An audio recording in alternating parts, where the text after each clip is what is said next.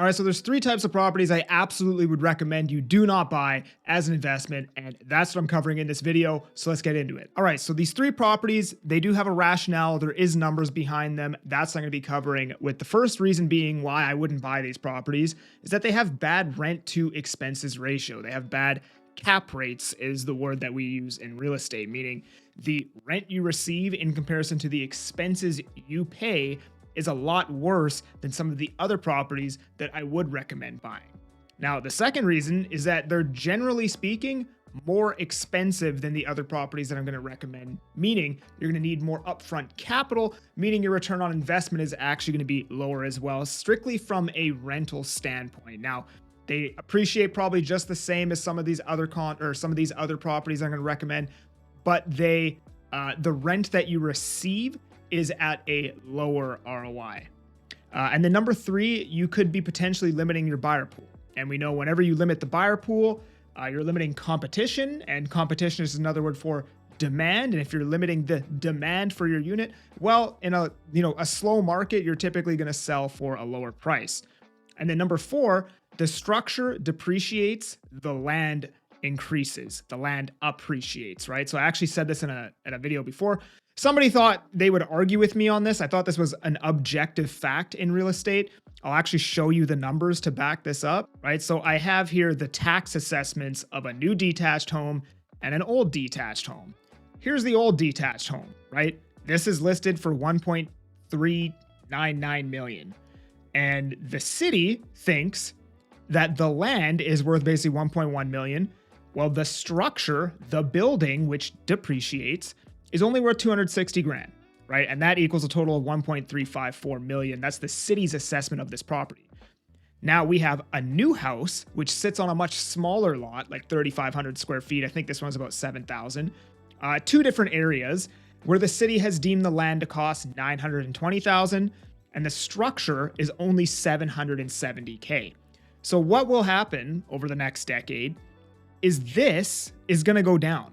As this home ages, as it gets older, the structure will be worth less. This might go down to 400,000, 350,000. But what typically happens in real estate is the land appreciates so much that it outpaces the actual depreciation of the structure itself. So you still make money. But what I like about buying an older detached home, and I'm going to get to this soon, is that all of the depreciation of the structure has pretty much already happened. So you're almost just paying for the land. Not exactly, but you're not having to fight against the actual depreciation of the structure as much as the land is increasing in value. Just like buying an old car, right? Like if you buy, a Ford F-150 that was, made in 2010 as opposed to a brand new Ford F-150.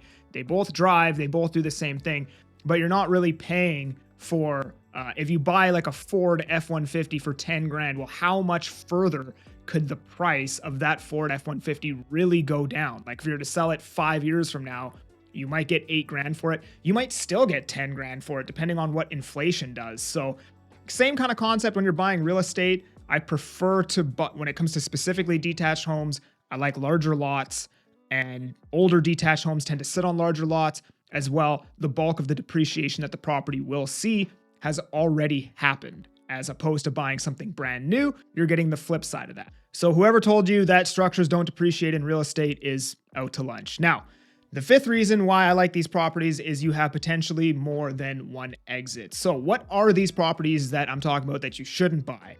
Well, the first thing, like I almost talked about, is a new detached home. And for the sake of this comparison, I am doing a new detached homes with a suite. All of these properties are located in Willoughby Heights, Langley. They're currently on the market right now. And I use Willoughby Heights, Langley because there's a lot of inventory there. Everything's brand new and it's easy to make an apples to apples comparison. So with this new detached home, you're going to be paying $1.698 million. It's going to rent for $5,500, roughly $2,300 in the basement, $3,300 upstairs. Your mortgage is going to be $5,594.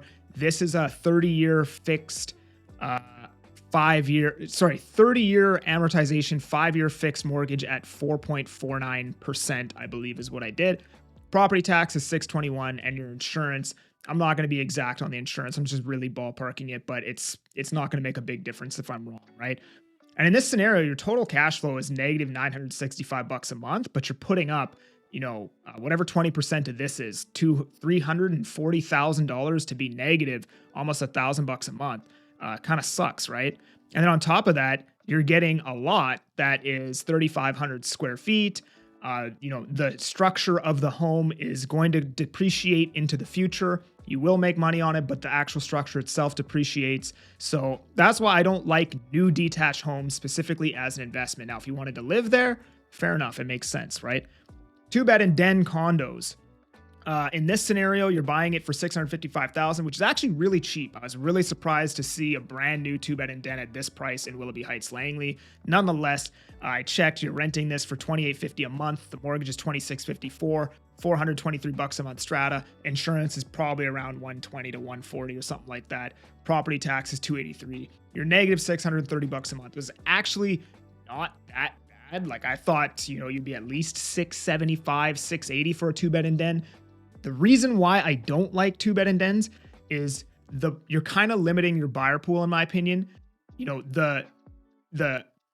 I guess what's the word I'm looking for? What buyers typically do is they'll go from a 1-bed to a 2-bed. They'll skip 2-bed and den entirely, and they'll go to 3-bed. So it's a very rare type of buyer who needs to buy a 2-bed and den, right? Typically, people want a 2-bed or they want a 3-bed. It's very rare somebody's like, I need specifically a 2-bed and den. And for that reason, you're limiting your buyer pool because obviously a 2-bed and den is also going to be more expensive than a 2-bedroom. So people aren't going to buy the 2-bed and den unless they absolutely have to, right? And then on top of that, your negative cash flow again on this, right? I mean, you're pretty much negative cash flow on everything, right? And I almost left this one out somehow, but here's one that you probably didn't see coming, is a townhome, right? Again, it's the structure depreciates. You're still paying the strata fees. People have made a lot of money buying townhomes, and townhomes have performed really, really well over the last couple of years. However, from a cash flow perspective, they suck. And I'm going to show you. Basically, this is one that's currently on the market right now, 3-bedroom, double-car garage, listed at $979. You're probably going to rent that for $3,500 a month, give or take a little bit. I mean, you could even get lower. I saw some for $3,100, but let's just say $35. Mortgage is $39.71, strata fees $296, insurance, let's just say $150, property taxes $383. You're negative $1,300 a month on this. So not only are you putting up $200,000, you're putting up $200,000 to be negative $1,300 a month, which is, as you can see, the worst cap rate of all of these, right? Like you would be better off buying the new detached home for $1.7 million purely from a cash flow perspective, right? Now, that being said, the 3 properties that I think you shouldn't buy are a brand new detached home, a 2-bed and den condo, and a townhome, right? I'm not going to talk about First Nations lease or stratified detached or all these other properties that I think are just, probably common sense that you shouldn't buy them for an investment. But these are the 3 that maybe you wouldn't have otherwise known that I think you probably shouldn't buy. Now, what should you buy, all right? 1-bed condo. I love the 1-bed condo from an investment standpoint. Found one in Willoughby, $448,000 purchase price. This thing is brand new. Rents for roughly $2,100. Mortgage is $1,850, $296 strata, $90 a month. Insurance, $233 property tax. You're only negative $300 a month. So if you wanted to be cash flow neutral on this, you could put up an extra $50,000 and this property would be neutral. Another thing I love about the 1-bed condo, if it's a good floor plan, it appeals to end users and investors. So it really opens up that buyer pool. Just like how a 2-bed and den condo probably wouldn't appeal to investors, just end users. Well, with the 1-bed, you get the investors and you get the end users. And because we have rent control here in BC, basically what happens is when a tenant goes inside your unit, you cannot raise the rent on them, right? So in a perfect world, you almost kind of want your tenant to turn over every 2 or 3 years so you can place a new one at higher whatever the market rates are at that time. And with a 1-bed condo, it's very likely that your tenant's probably going to move out every 2 or 3 years. Although 1-bed condos are amazing, life changes fast. People get married, they have kids, they change jobs. And for that reason, statistically speaking, you're probably going to have a new tenant every 2 or 3 years. You can place a new one at whatever the market rents are at that time. And then that way, that's actually going to increase your ROI as time goes on. Whereas if you're to buy a 2-bed and den and rent that out, or a townhome and rent that out, it's very likely that those tenants are going to stay there 5, 6, 7, 8, sometimes 10 years and they're going to be renting your unit at a rent that was the market rent 10 years ago. So I love one bed condos for that reason. The second one here we have, actually, the only other one here we have as a good comparison is an older detached home with a suite. Again, typically older detached homes are going to sit on 7,000 plus square foot lots.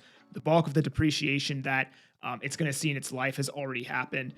And actually, in this scenario, this was priced at 1.399 in Langley City because you can't really find any of these detached homes in Willoughby. So I just increased the price a little bit to make it seem as though it actually is located in Willoughby.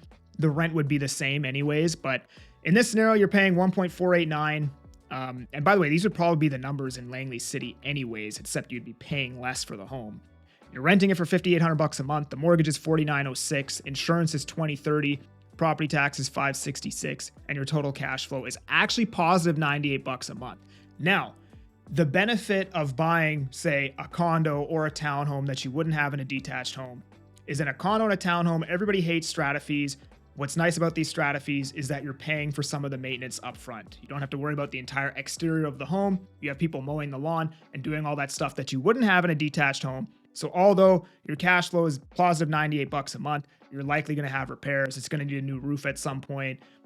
Maybe the drain tile outside needs to be serviced. The lawn needs to be mowed. All these expenses that you wouldn't maybe have with a condo or a townhome, you're going to have with a detached. So I wouldn't say that this is actually the real number. But if you bought an older detached home with a suite and had absolutely no repairs for the entire first year, you would make $100 a month. And that actually happened to me. I bought a detached home in Windsor, Ontario. I held that for 4 years. The only bill I ever got for that entire 4 years was like a $120 bill to change the blinds in the family room. And that house was built in 1908. So it can happen. But generally speaking, like me personally, my investing philosophy, it's not that you can't make a lot of money buying these. I just think there's a better property type that you can put your capital into that makes more sense from a cash flow perspective. It makes more sense when you go to resell it. Although townhomes are selling amazing and will continue to sell amazing, you either have to stomach a very big loss every single month or put up a lot of capital to not stomach that loss. And for that reason, I'd pretty much avoid townhomes entirely as an investment. Now, if you're looking to work with a realtor who understands the investing game, give me a ring. We can chat about it. Or maybe you have a property to sell. Give me a ring. I'm that Agent Kelly, and I'm making moves to move you. Peace.